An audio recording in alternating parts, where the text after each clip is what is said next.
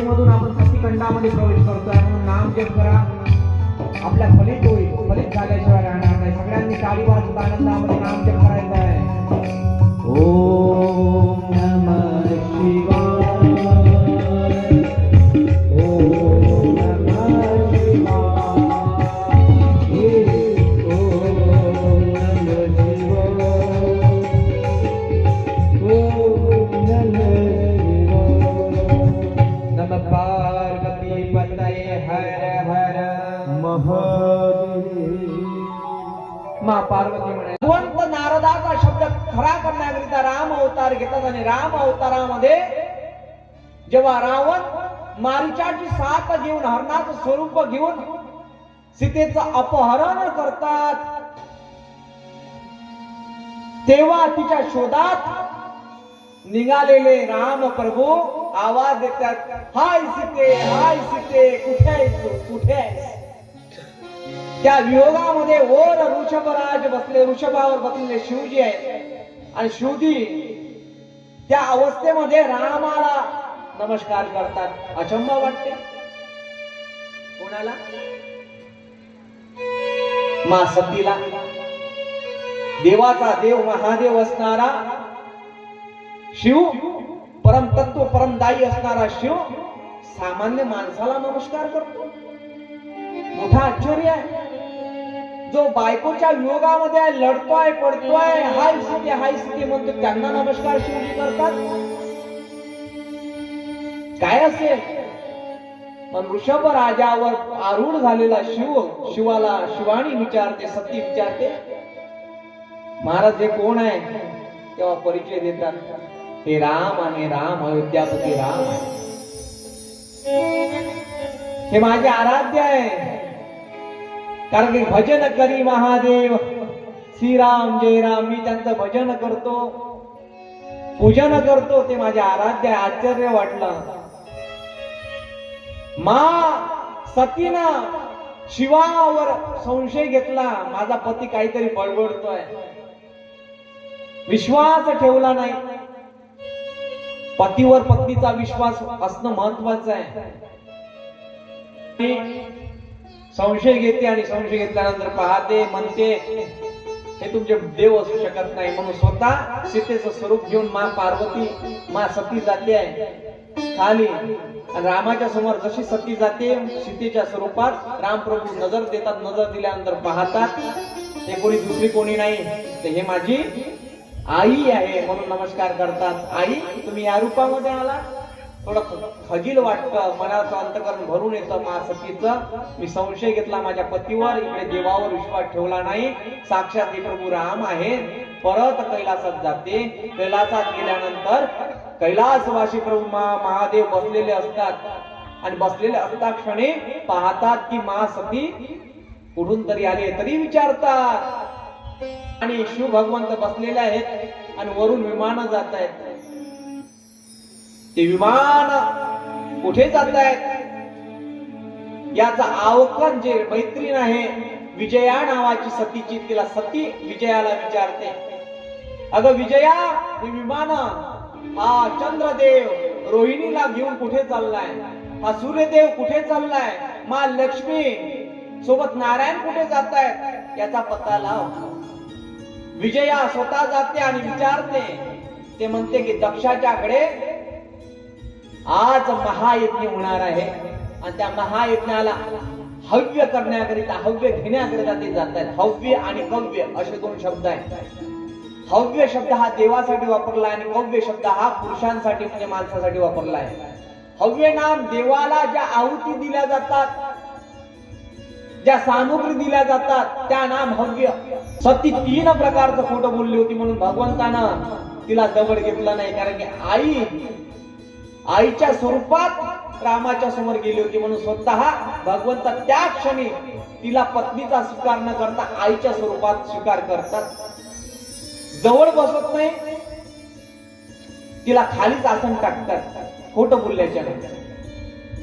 इकडे विजया शोधाशोध करते. त्या विरहामध्ये मा सती म्हणायला लागली की कुठे जातात विमान.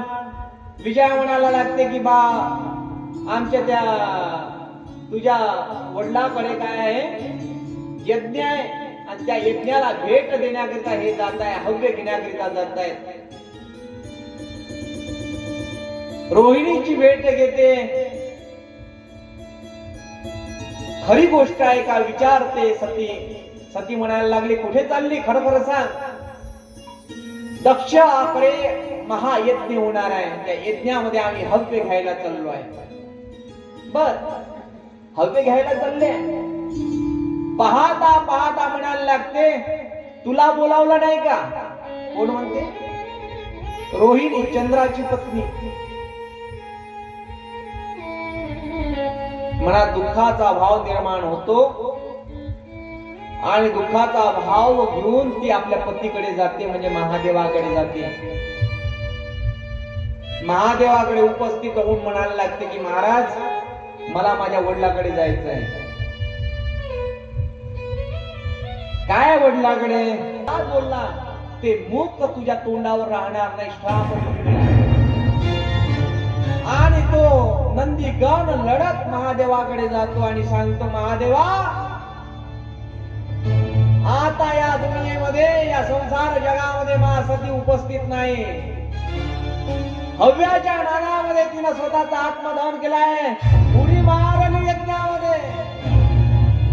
आणि इकडे महादेवाला जशी काही बातमी आली तशीच भयभीत झाले महादेव. थोडे नाद व्हायला लागले,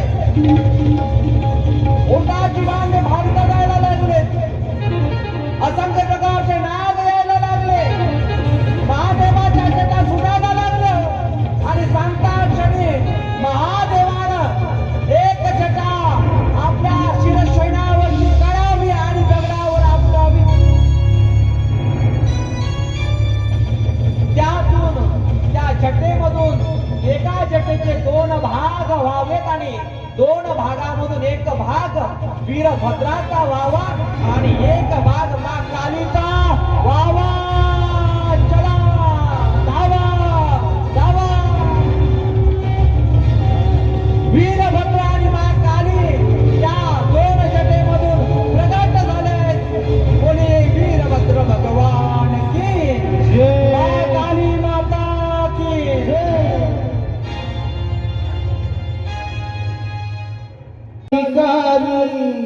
महाकाली कालिकाली महाकाली कालिकाली क्षमावती राखी, कालिकाली क्षमावती राखी. कालिके गाढे साथे, कालिके गाढे साथे. ओ कालिकाली महाकाली कालिकाली महाकाली काली क्षमावती राखी, काली क्षमावती राखी. कालिके गाढे साथे, कालिके गाढे साथे.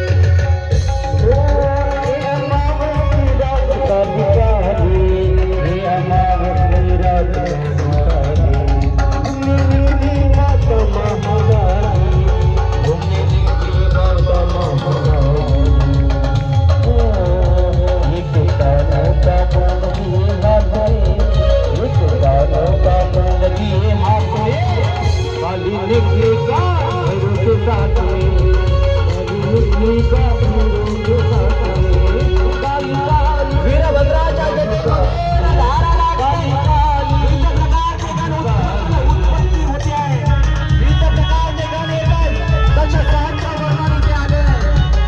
वीरभद्र काय करतोय? महादेव त्याला म्हणतात, हे वीरभद्रा, तुला आता दक्षाचं जे शीश आहे ते कापावं लागेल, त्याच्या यज्ञ मंडपाला उद्ध्वस्त करावं लागेल. या कालीला ही सोबत घ्या आणि वीरभद्र तुम्ही तिकडे जा.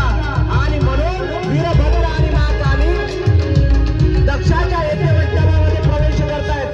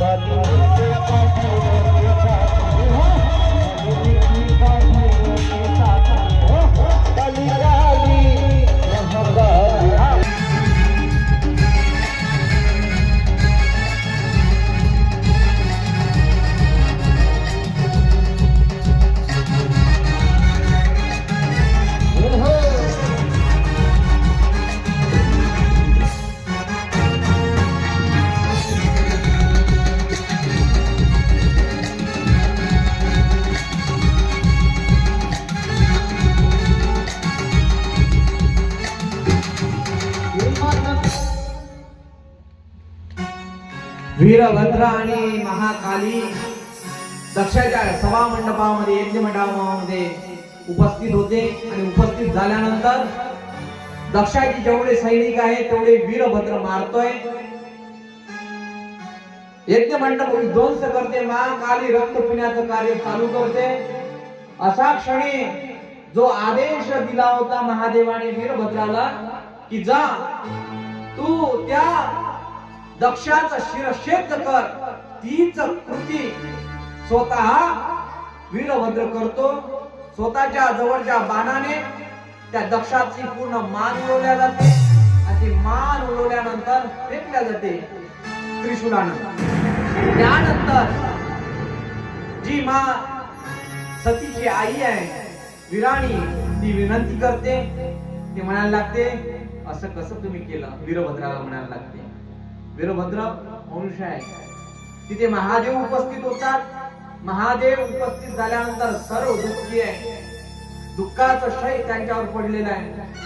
स्वतःची पत्नी आता जळून मरण पावली आहे, यज्ञकुंडामध्ये त्यांना दिसते. त्याच क्षणामध्ये महादेवाला ती वीराणी म्हणायला लागली, महादेवा तुम्ही माझ्या नात्यानं जावई जरी असला तरी तुम्ही तुमचे सासरे ते त्यांचं शिरच्छेद तुम्ही परत आणून द्या, ते तुम्हाला शरण जातील अशी मी ग्वाही देते. त्या क्षणाला महादेव ब्रह्मदेवाच्या सहाऱ्याने बोकडाचं शिरच्छेद लावतात. बोकड्याचं इकडे सर्व अहंकार विसरलेला दक्ष राजा महादेवाला शरण जातो, हात जोडतो. शरण गेल्यानंतर हात जोडा वीरभद्राला, तुम्ही नाही असे बोल करता. जेव्हा जोडायला मी यांना म्हणतोय तुम्ही जोडून हात जोडतात. इकडे जोडा, त्यांना जोडा, मला नाही. इकडे इकडे हा वीरभद्रांना नवीन नवीन काम आहे त्यांचं. वीरभद्रांना हात जोडतात, शरण जातात, दंडवत घालतात. दंडवत घातल्यानंतर त्या वीरभद्राला म्हणतात चुकी झाली, या मुखाच्या वाट्यानं महादेवाचं मी अपकीर्ती गायली, मला क्षमा करा, मला उपशाप द्या. तुम्ही जरी मला शेद बसवलं, कशाचं शिरच्छेद, बोकड्याचं. हा पतित पाऊल कसा होईल आता देव प्रभू. तेव्हा सासऱ्यावर कृपा करणारा जावई शिव महापुराणात सांगितलं, ज्यानं सासऱ्यावर कृपा केली. आताचे जावई जास्त सासऱ्याला खाणारे असतात, सासऱ्याच्या मालावर जास्त इस्टेटवर लक्ष ठेवणारे असतात. माझा महादेव असा आहे, मी सासऱ्यावर कृपा करतो, सासऱ्याला दान देतो.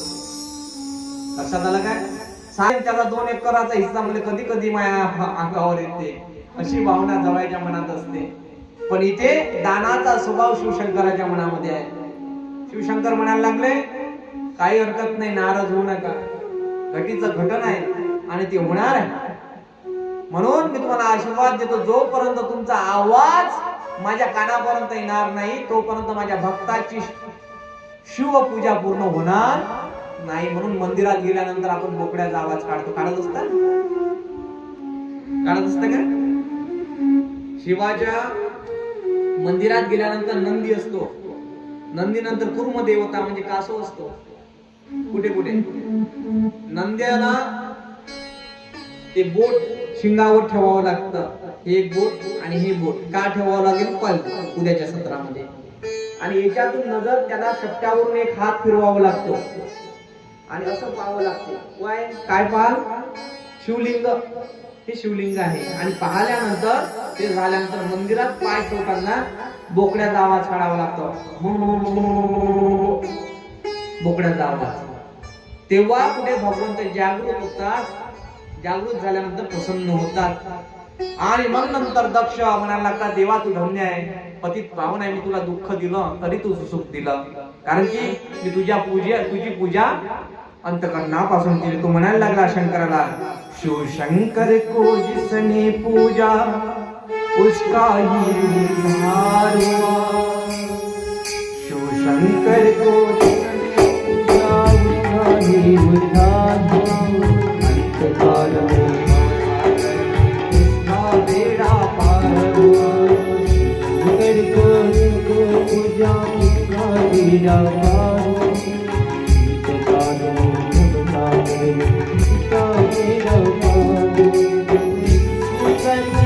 पूजा करो ध्यान चरणों में जिनके डरो.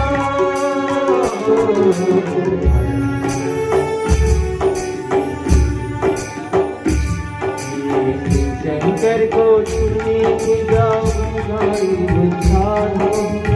शंकर को पूजा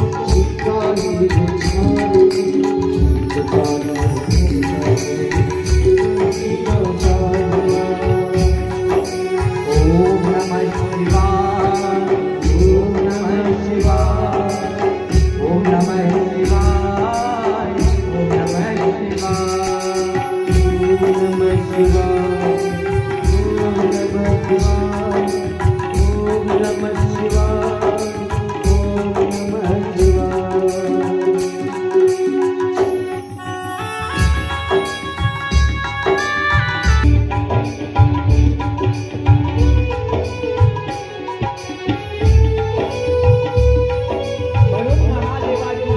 युगामध्ये करावे मायबाप. जो दुःख भक्ताने आपल्याला दिलं याचाही विचार करत नाही आणि तरीही दानाच्या स्वरूपामध्ये त्याला आशिष देतो, वचन देतो, त्याचं नाव मोठं करतो. असा मोठं करणारा देव, दुसऱ्याला जो मोठं करतो तोच महादेव ठरतो. तो महापुराण ठरतो. तो सत्य आहे, ईश आहे, शिव आहे आणि सुंदर आहे. त्याची वृत्ती सदैव दुसऱ्याला मोठं करण्यामध्ये असेल त्यालाच महादेव करू शकतो. आणि या महादेवाचे सतीखंड रुद्र संहितेमधला इथे संपन्न झाला. उद्याच्या सत्रामध्ये उद्या नवीन काहीतरी घेऊन येऊया.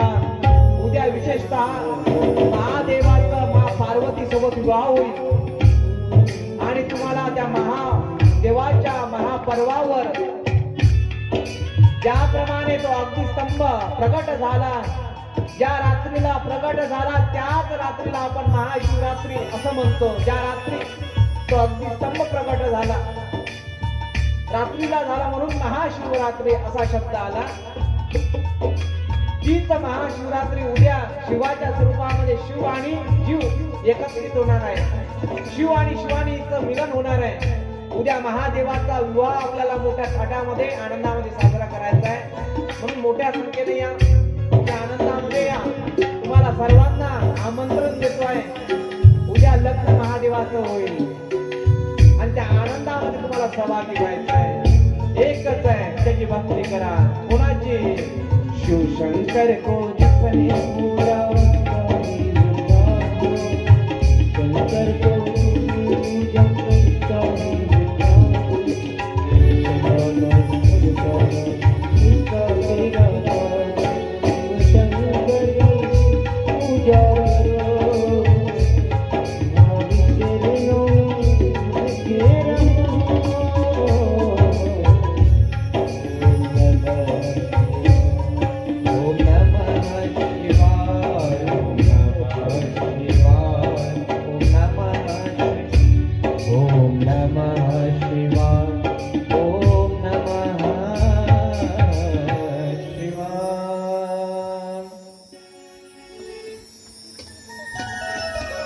महादेवाची अशी सतीखंडातलं रुद्रसंहितेच्या अंतर्गत असणारा सतीखंड असं प्रकरण संपलेलं आहे.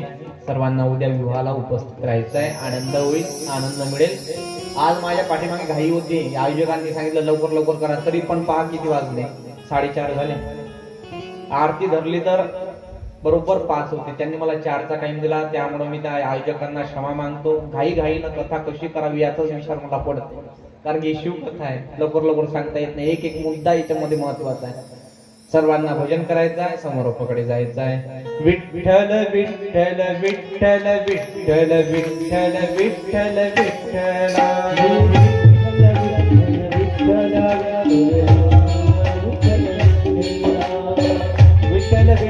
विठ्ठल विठ्ठल विठ्ठल विठ्ठल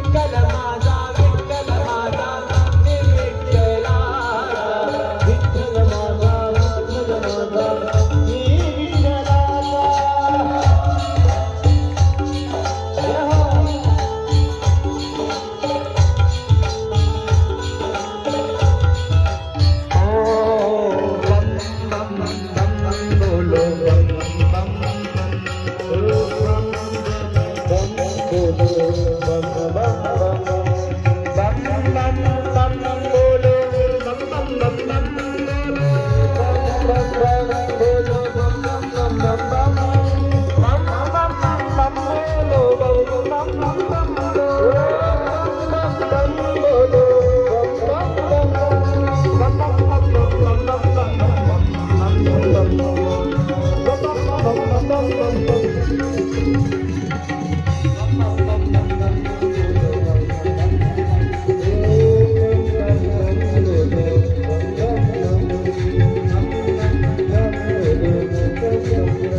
you.